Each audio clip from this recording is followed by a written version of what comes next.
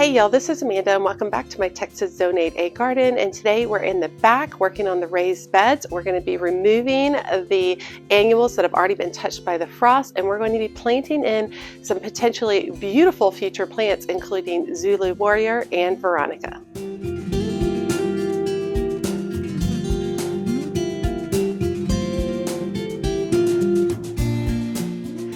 Okay, so we've actually had a couple of freezes, light freezes so far, and while things might look really pretty from far away, up close they've all been touched by frost and they're not looking good. So what we're going to do is be cleaning out some of these beds back here, and we're going to be planting up some seedlings, some things I started from seed that are considered hardy annuals. Now, a hardy annual is a seedling or plant that you would plant in the fall, allow it to build a root system, and then come winter it will overwinter and then give you earlier spring blooms. And I've already planted a couple of rounds of those already, and I'll go ahead and put those videos down in the link description if you're interested to know what those are. Those hardy annuals are also known as cool flowers. If you've read that book by Lisa Mason Ziegler, that's a great book to check out if you are interested in growing cool flowers for cutting in the future. But let's go ahead and take a close-up look of some of these plants. Okay, from here it might not look bad at all, but once you get in closer, you can really start seeing all the damage on the leaves, the damage on the blooms, just not looking great. And typically I would leave these a little bit longer for the wildlife, but since we had such an early freeze, I want to go ahead and remove them so that I can go ahead and start getting some other stuff in. All my basil has been kissed by the frost and turned brown and is melting in different places. All this beautiful gomphrena, which I am going to grow again because I loved it, you can see it's all been damaged quite a bit by the frost. And same with all of these over here.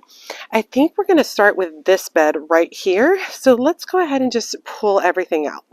Okay, so I have zinnias in this bed, and I have celosia in this bed, and then I have a whole bunch of cress seedlings trying to come up. And a lot of times I just cut everything at the base and then pull things and just leave the roots in because it nourishes the soil. Today, I don't know where my I don't know where my pruners are, so everything's getting pulled today. And yes, I know that I could leave a lot of this stuff for the insects and stuff, but I have a lot of other things that are still going to be up for quite a while. So we should be good. They've got some other food supplies.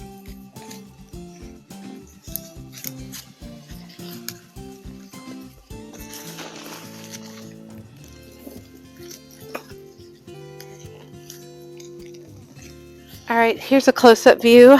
So all those little green seedlings you see are green dragon cress. And I'll tell you what, you plant green dragon cress one time, you're never going to plant it again, y'all.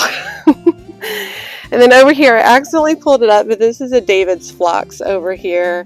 I think it's still alive. I had blooms on it not too long ago, but then, like I said, I accidentally pulled it up, so hopefully it'll be okay.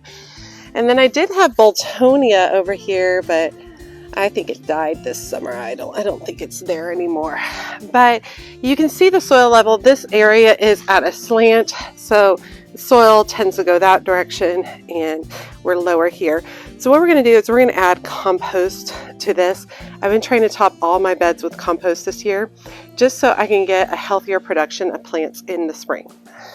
Okay, so I'm starting with my Living Earth compost. And this is, I get this at Lowe's in my area. Living Earth is a local company.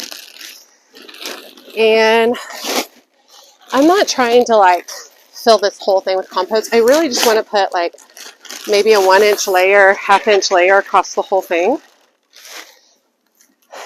And that'll work great for what I'm trying to do in building the quality of this soil over time. So yeah, I'm going right over the drip lines. A lot of this is going to settle, and I'll be able to see the drip lines in the future. Okay. Yeah, That looks great. Let's talk about seedlings. So I started some different seedlings, gosh, back in July maybe. I think they're a little further behind than I would actually like, but it is what it is. The first set of seedlings I started is a Scabiosa, and this is like a hardy annual, almost perennial variety of Scabiosa. The first one being Fama White, and the second one being Fama Deep Blue. These are excellent for cut flowers, and I grew 6 seedlings of each. I'm going to keep 3 for myself of each variety and give the other ones to my friend Kristen. In Scabiosa, it's more of a spring, early summer flowering bloom. It's really pretty. It's actually really cool. If you leave the bloom on, it will basically drop all of its petals and have kind of like a seed pod kind of effect, which looks really cool for flowers as well, or for floral arrangements as well. Now, a new to me plant that I'm starting this year is called Zulu Warrior, and it's kind of got this like thistle-like quality of this like beautiful purple bloom. Its leaves and foliage are kind of a silvery, sharp kind of look, very different from something I've typically grown. And it's much larger, and it's considered a perennial. I'm actually thinking about putting it right here at this divide right here. The reason I'm thinking there is if it grows up, it will cast a little bit of shade onto this bed, which I think will be helpful in the hottest parts of the summer. So I started 8 seedlings from there, and I only got 4 out of 8, so only 50% germination regarding that. Next, I'm going to be starting Veronica Sightseeing Mix, and this is supposed to be a perennial Veronica in my area. You will see I've struggled. I've grown the Proven Winners Veronica in the past, and it always gets like mealybugs and it has spider mites. It just doesn't do very well, and as soon as it gets hot, it dies.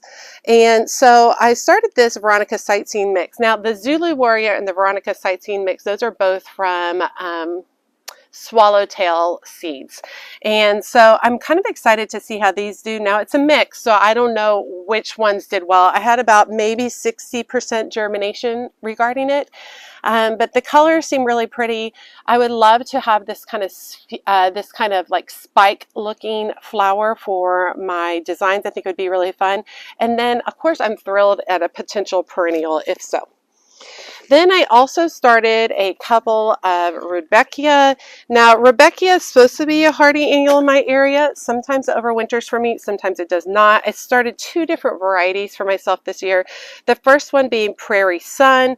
It looks like I had probably 90% germination, looks really good. And the second one being Rudbeckia Caramel Mix, and it probably looks maybe about 80% germination. Both of them, they all look are very healthy seedlings, but I'm excited to get them out here. A lot of my seedlings that are inside, that I'm growing inside, are suffering from an outbreak of spider mites, which sucks. But I need to get these outside as quickly as possible so that they're easier to be treated, but then also I stop spreading spider mites throughout my entire house. So this will be fun to get all of these in. So what I'm thinking is the Zulu Warrior is going to go right here in this area. Then next, I think I'm going to do the Veronica Sightseeing Mix. Now, I'm going from tallest to smallest is kind of my goal, so that everybody, if I put the Zulu at the end and it just casts shade over this all the time, I don't know if that'll really work as well, but we'll get this all try.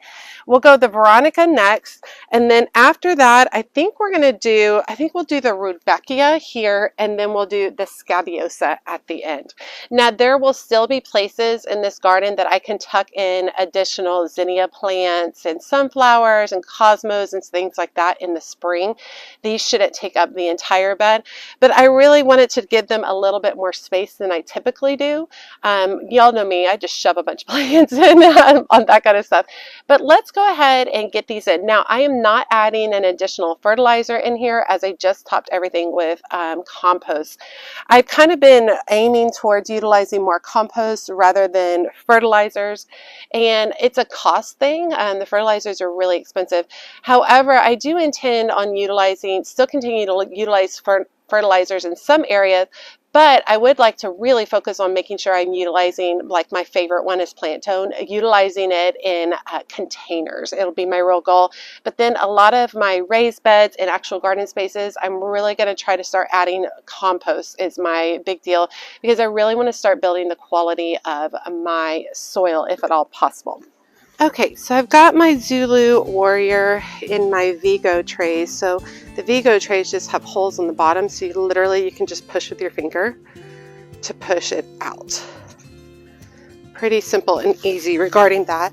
So what I'm going to do is I'm going to go ahead and push all 4 out and lay them out where I want them and then plant. And you want to make sure your seedlings are nice and moist before planting. This is better for the transfer process and for the shock that they'll go through. So, and of course my soil is really soft, so just come through and tuck those in. Really excited to see how these Zulu do. When I bought these seeds, a lot of y'all comment that I'm going to love them. So that makes me super excited to hear when some of you guys have grown these. All right, easy peasy. Okay, next I've got the Veronica sightseeing mix, and I need to get a little tool to help scoop those out. So the Veronica are in my Amazon trays that I really like, but you do have to use like a tool to get them out. So it's basically like a little spade. So let me pull all these out and then we'll lay them out for planting. If these end up actually being a perennial in my area, I'll be so excited. But for now, I am cautiously calling them hardy annuals. Right. We'll go ahead and get these tucked in. Okay, Veronica's tucked in, looking good. Okay. So the Rudbeckia, we have the Prairie Sun and the Caramel mix. Now, last year I planted these as a hardy annual and only about half of them made it. So that's good to know for the future. So we'll see how these do. I liked the Rudbeckia. It actually really struggled in the summer, which I was surprised. I thought that was a time when Rudbeckia does really well. You guys tell me what your thoughts are. I thought that summer is like their thing, like their time. But mine did not do well. They got spider mites, they got mealybugs. They struggled. All right, got that Rudbeckia in. And then now this last set is the caramel mix. This one is 2. Let's see if I can break it apart.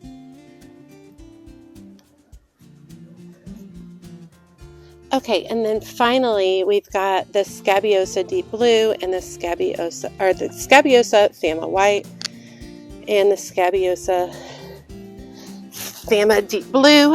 And like I said, I grew 6 of each, but only taking 3 of each for my garden. The other ones will be going to my friend Kristen. A lot of y'all ask about my friendship with Kristen. She actually used to be my boss. She is the artistic mastermind behind the floral company that I worked for so long. And she's crazy talented. But when I left that position last year, we've always been friends, but I feel like now it's way easier to be friends. And we spent a lot of time talking gardening, which is just so nice because her job is a very stressful job. So it's been nice to have that time together. Okay, so I've got 6 total. Spreading those out. But Kristen and I love to shop for plants together. It's really good because we both have different styles of gardening, and so I feel like it's very helpful to talk to one another about the different things we're doing in our gardens, and I think it broadens our outlook for gardening. All right, all done. I need a longer hose, y'all. Can't quite get the very end corner. It's all right. There we go. It always amazes me that we start with this, and truthfully, with all these, I started with a package of seeds, and that we plant them in here, and it doesn't look like much, but it will end up filling in like that. It's just amazing to me every time, y'all, every time. All right, y'all, I hope you enjoyed today's video.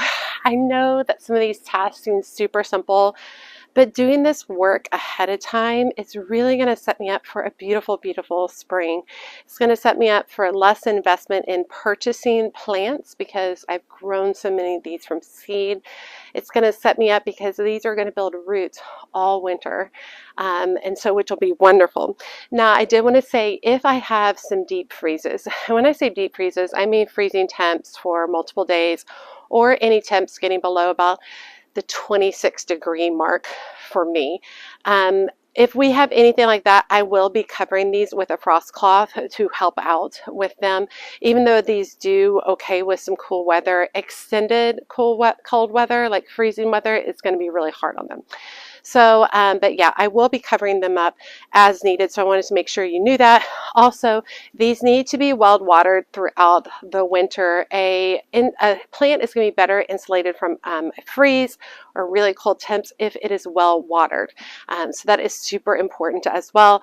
Right now, currently I have these beds set up. I think they're getting watered every 4 to 5 days right now. I've cut back significantly because I'm not actually looking to grow on a lot of this that's been damaged, so I'm saving a little bit of water, but they will get watered at least once a week during the winter, if not more, depending on whether I've received rainfall or any kind of precipitation whatsoever. All right, you all, hope you enjoyed today's videos. So many more planting videos coming up, and yes, even though we are at the end of fall going into winter, and yes, that's how we are in Texas, we have a little bit of fall and then bam, winter rolls up and it is friggin' cold. We don't really get a lot of in between.